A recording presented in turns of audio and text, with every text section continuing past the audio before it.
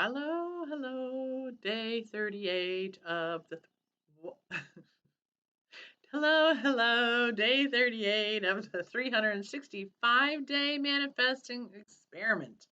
This might be a short one today because I am. Oh, no, not. I'm just correcting myself before I say a word. So, tonight I'm going to talk a little bit about keeping up with the Joneses. I'm looking back because my dog's coming over because I got excited, so she got excited. Right? Are you excited? I know. So, keeping up with the Joneses and how it can really, really, really, really, really block your manifesting because you just block every chakra that you've got. And the reason I'm saying this is because I did it tonight. I did it like I don't like to. I went out for dinner and I'm sitting next to these folks, and I'm at the bar. I go out by myself a lot, so I'm at the bar having dinner. And this gentleman comes in, and he's about my age, maybe a little younger. And you could tell he's successful, and and we were started chatting, and he had just moved here from Connecticut, where I'm originally from. And, I find myself feeling the need to share all of the things I did and have done. And I don't get that. Like, I almost feel like I have to measure up because I don't, well, one, I go out as is, okay? So I don't always look like I'm, dressed for success because I'm not. Because I'm not. Um, but it's interesting because I feel like I have to like keep up with the Joneses. And and it's so funny because I really don't. Typically, my day in, day out life is nothing like that. But on occasion, I will find myself, like when I hear them telling a story about something they've done, and honestly, a lot of what they've done, I've done too, like in the same places even. So I share that, but I almost feel like I'm not really doing it just because it's fun that we've done the same things. Or I sometimes, oh, I know what it is. It's a imposter syndrome. I sometimes feel like they will think that I am not telling the truth about having done these things because of my self image, which is that I don't doctor up. I don't wear I'm so happy wearing my hoodie. Wear them. I have 6 of them.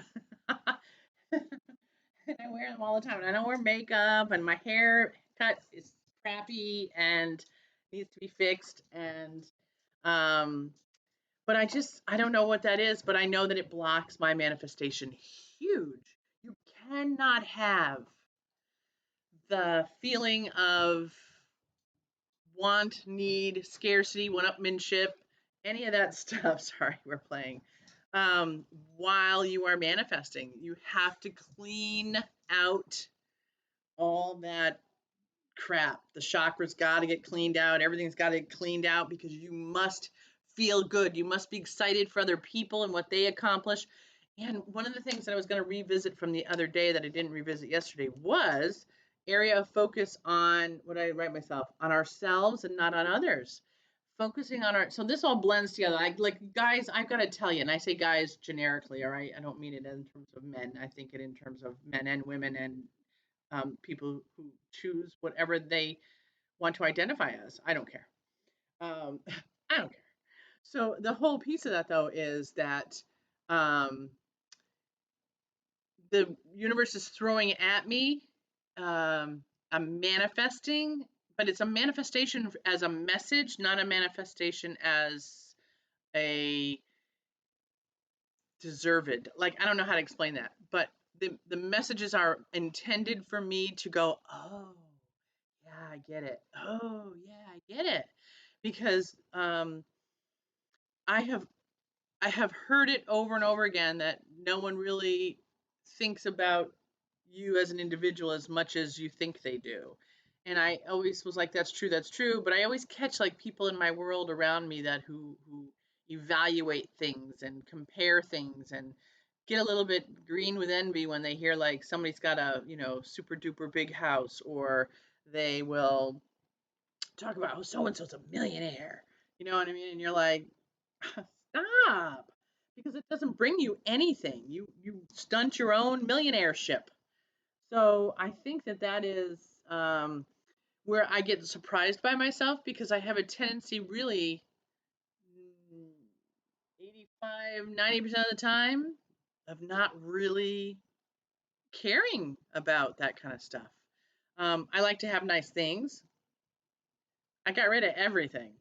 I have a carload in a 5 by 10 storage bin of things that actually aren't that nice. I sold all my contents with the houses, and that was it. You know what I mean? And by the way, I, you know, that causes me pause sometimes because when I say I sold everything, my immediate response in my own head is to think people thought I was broke and I had to sell in order to survive. And it's like, well, that's not true at all. What would make me think that?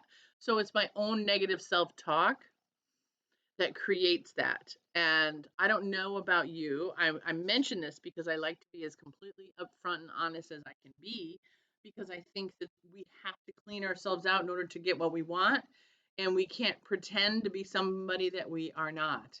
And you have to love the negative along with the positive. And if you have those weaknesses on this side that say, I have envy, or I'm scared, or I have scarcity, or I'm jealous, or I don't think I'm pretty or good or handsome or tall enough or attractive enough or whatever. You know what I mean? I'm too short, I'm too fat. I don't know. You know what I mean? It's all those things. You you can't fake away those feelings if you aren't really able to truly, in your own private life, in your own home, when you're all by yourself, do you accept yourself the way you are? Do you love yourself the way you are?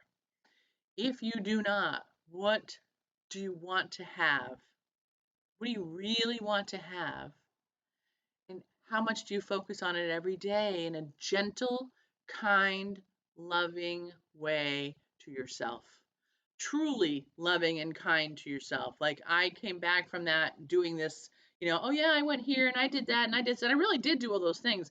But I found myself feeling like I actually said, it's interesting how many things I said, I know it sounds like I've done a lot. I said I have, but it has nothing to do with, just is what it is. It just happens to be a coincidence, that we've run in the same circles of things. But I came back and I was going to be mad at myself for that. And then I decided, no, I'm not going to be mad at myself for that. Because truthfully, nobody really cares. They don't care. They think they care for a moment, but it passes very fast. People don't think about us that much. We don't think that much about other people. It passes, it's gone. You might, I don't speak to your spouse or your significant others or your children because I don't have any of those. So I don't got to think about anybody except for the dog and me, you know, the general well being of humankind. All right, that's all me. That's as nice as I'm going to get. So, anyway, I hope that you can come away with something from that, whether it's about the people not really thinking about us as much as we think they do, or the one-upsmanship, or the angst, or the scarcity, or those feelings that you get that are not self-loving, and that you make you act out in a non-self-loving way. It's okay to embrace those and gently coax them to change their minds about how they feel about things. Okay, if it made sense, talk to you later. See you tomorrow.